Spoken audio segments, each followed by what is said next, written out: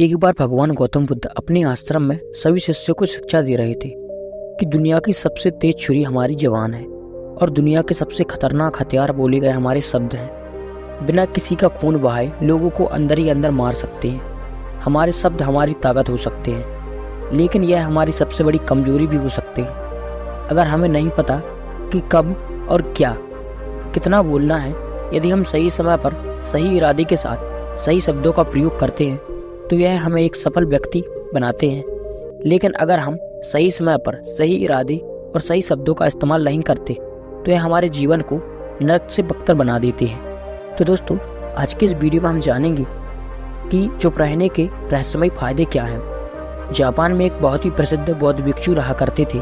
उनका नाम रिजाई था। रिजाई अकेले रहते थे, दुनिया के शोर शराबे से दूर जंगल में रहते थे और वह बड़े ही ध्यानी और प्रभु भक्त व्यक्ति थे, इसलिए वह पूरे जापान में बहुत अधिक प्रसिद्ध थे। एक दिन एक राजकुमार रिजाई के पास आया और बोला, हे प्रभु भिक्षु, मैं हमेशा थका हुआ, निराश और परेशान महसूस करता हूँ। मेरा मन बहुत अशांत है। हालांकि मेरे पास सब कुछ है, दौलत, शोहरत, सुख सुविधाएं, जो हर व्यक्ति चाहता है या पाने की इच्छा करता है, लेकिन फिर भी मेरे अंदर इतनी अशांति और चिंता क्यों है। रिजाई ने उसकी बात बड़ी ध्यानपूर्वक सुनी और कुछ सोचने के बाद कहा, तुम इस प्रश्न का उत्तर जानते हो, बस तुमने कभी इस प्रश्न को हल करने की कोशिश नहीं की। रिजाई ने आगे कहा, मैं एक रिसर्च करना चाहता हूँ, क्या तुम मेरे साथ उसमें तुम अपना साथ दोगे? इस रिसर्च के बाद तुम्हारे जीवन में किसी भी तरह की अशांति और चिंता नहीं रहेगी। ये बातें सुनकर राजकुमार बहुत हैरान था। उसने रिजाई से कहा, बताइए मुझे क्या करना होगा। अपने मन की शांति के लिए मैं कुछ भी करने को तैयार हूँ। राजकुमार की इन्हीं बातों को सुनकर भिक्षु ने कहा, तो फिर आप अगले 15 दिन के लिए मेरे आश्रम में रहेंगे और एक सामान्य व्यक्ति की तरह अपना जीवन व्यतीत करेंगे, और इन 15 दिनों में तुम अकेले और चुपचाप रहोगी। जितना हो सके उतना कम बोलोगे। राजकुमार उस भिक्षु की बातें सुनकर सहमत हो गया। पहले दिन राजकुमार को लगा कि उसका मन सामान्य से अधिक अशांत है और विचलित है। उसके मन में तरह तरह के विचार आ रहे हैं और वह आम लोगों की तरह जीवन जीना में असहज है और असहज महसूस कर रहा है। उसे अंदर से बोलने की इच्छा हो रही थी, लेकिन वह चुपचाप रहा। उसके मुंह से एक भी शब्द नहीं निकला, बस वह चुपचाप बैठा रहा। लेकिन रात होते होते उसे अंदर ही अंदर शांति का अनुभव होने लगा। उसके लिए यह अनुभव अजीब था।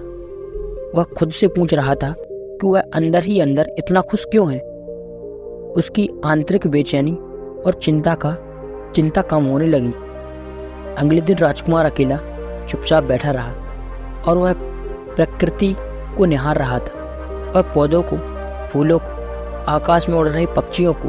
वह अपने जीवन में पहली बार यह अद्भुत दृश्य महसूस कर रहा था कि उसके पास जितनी सुंदरता है, वह दिन भर प्रकृति की सुंदरता को निहारता रहता और उसकी ताजगी को महसूस करता रहता। इसी तरह से 10 दिन बीत गए और उसके मन की सारी बेचैनी, सारी हलचल, सारी उथल पुथल और सारा तनाव गायब हो गया। 11वें दिन की सुबह राजकुमार फिर से एकांत में बैठ गया और कुछ ही मिनटों में उसकी आंखें अपने आप बंद हो गईं और वह गहरे ध्यान में चला गया। वह पूरे दिन वही आंख बंद करके बैठा रहा और गहरे ध्यान में डूबा रहा। ना कोई शब्द, ना कोई चिंता। राजकुमार भीतर से असीम शांति और आनंद से भर गया। राजकुमार अपने बाकी के 4 दिन इसी तरह गहरे ध्यान में व्यतीत करने के बाद 15 दिन बाद रिजाई के सामने प्रस्तुत हुआ और रिजाई को प्रणाम करके बोला, प्रिय भिक्षु, मुझे उत्तर मिल गया कि मेरे मन में इतनी उथल पुथल और चिंता क्यों थी। मैं जान गया कि मेरा मन इतना अशांत और विचलित क्यों था। रिजाई मुस्कुराते हुए उन्होंने पूछा कि बताओ तो इसका उत्तर तुम्हें मिल गया कि नहीं। राजकुमार ने कहा, मैं आवश्यकता से अधिक बातें करता था। मैं किसी पर भी अपने शब्द और ऊर्जा व्यर्थ करता था। मैं दिन भर अपने लोगों से फालतू की बातें करता रहता और फिर उन्हीं के बारे में अकेले में सोचता रहता और ज़्यादातर समय नकारात्मक ही सोचता रहता। इस तरह मैं बस अपना समय बर्बाद कर रहा था।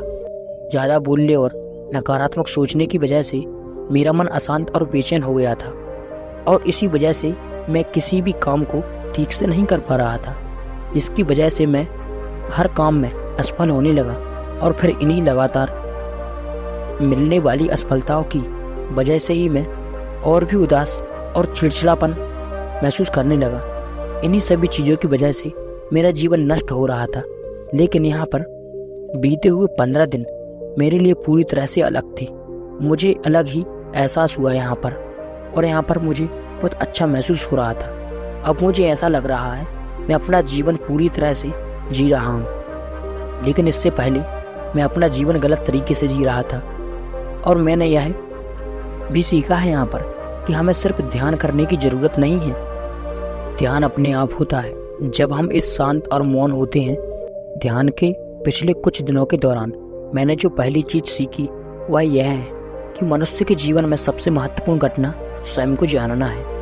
यह सुनकर रिजाई ने कहा, सिर्फ तुम ही नहीं, दुनिया में ज़्यादातर लोग ज़रूरत से ज़्यादा बोलते हैं। आज भी लोग ज़्यादातर समय केवल एक दूसरे को नीचा दिखाने के लिए ही बोलते हैं। कुछ लोग न चाहते हुए भी बातें करते रहते हैं और अपना जीवन बर्बाद करते लेते हैं। रिजाई ने राजकुमार को चुप रहने का महत्व समझाते हुए कहा, एक बार गौतम बुद्ध से उनके शिष्य ने पूछा, प्रिय बुद्ध, आप ज़्यादातर समय चुप क्यों रहते हैं? बुद्ध ने कहा, क्योंकि चुप रहने से व्यक्ति अंदर से अनंत शांति की गहराइयों में होता है।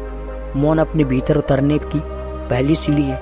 मौन के बिना स्वयं को जानना असंभव है। स्वयं को जानने और समझने का पहला नियम है कि मौन हो जाओ। उतना ही बोलो जितना अत्यंत आवश्यक हो। तुम अचानक पाओगे कि 90% से भी ज़्यादातर लोग व्यर्थी जीवन में बोलकर अपना समय बर्बाद कर रहे हैं। ना बोलने का कोई भी नुकसान नहीं है, लेकिन यदि आप ज़्यादा बोलते हैं तो आप अत्यधिक गलती कर देते हैं। अगर व्यक्ति कम बोलना शुरू कर दे तो दुनिया की 90% मुसीबतें कम हो जाएंगी। झगड़े फसाद कम हो जाएंगे, उपद्रव कम हो जाएंगे, अदालत कम हो जाएगी। अगर लोग थोड़ा चुप रहना सीख लिए, संसार की बहुत सारी समस्याएं हैं, बहुत सारा उपद्रव सिर्फ बोलने से पैदा होता है। सारी बात मौन सीखने की है। जब तुम नहीं बोलते तब तुम एकांत और अकेले हो गए। भरे बाजार में भीड़ में खड़े हो, नहीं बोलते, हिमालय के शिखर में पहुंच गए। जिसने मौन की कला जान ली, वो भी भीड़ में अकेले रहने की कला जान लेता है। वो अपने भीतर की डुबकी लगाने लगता है। एकांत में तो आदमी स्वर्ग में है। दूसरे की उपस्थिति ही बेचैनी पैदा करती है। पहले तुम्हें चुप रहने की शक्ति को साधारण करना हो। इससे तुम अधिकतर ऊर्जा को बचा लोगे और फिर इस स्थिति में पहुंच जाओगे कि तुम कम बोलने लगोगे।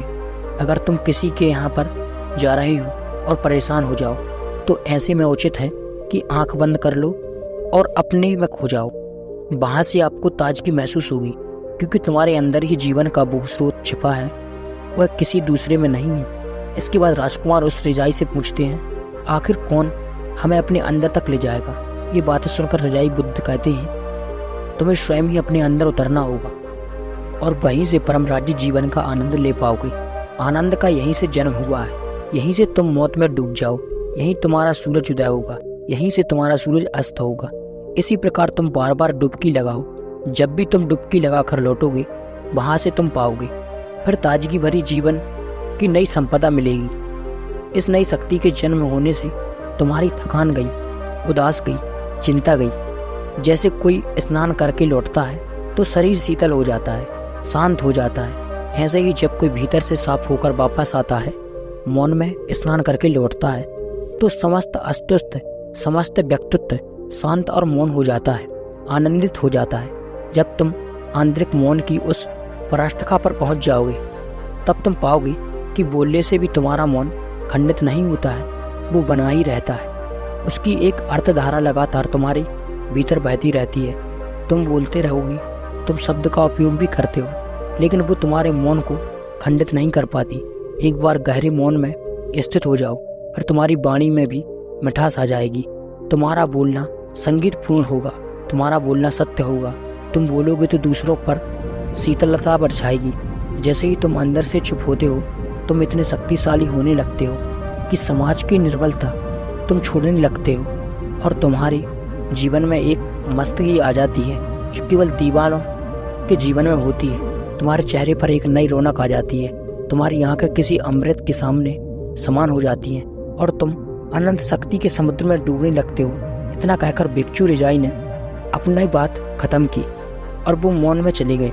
राजकुमार उनका धन्यवाद कर अपने महल में चला गया। तो दोस्तों, आपने भी अनुभव किया होगा कि बहुत ज़्यादा बात करने से दिमाग अशांत हो जाता है, जिससे हम अपने दिमाग पर नियंत्रण खो देते हैं और साथ ही अपना ध्यान भी खो देते हैं। जो लोग बहुत ज़्यादा बोलते हैं उनके पास किसी एक काम पर ध्यान केंद्रित करने की काबिलियत नहीं होती। वो अपने जीवन में लक्ष्य पूरी तरह से केंद्रित नहीं कर पाते। अगर हमारा दिमाग एक जगह केंद्रित नहीं होता है तो हम जीवन की सच्चाई नहीं समझ पाते हैं और ना ही मनचाही सफलता कभी हासिल कर पाएंगे। इसके अलावा भी आपने देखा होगा कि जो लोग अधिक बोलते हैं वो अक्सर लोगों के बीच हंसी का पात्र बन जाते हैं, और जो लोग कम बोलते हैं वो अपनी बात पर कायम रहते हैं।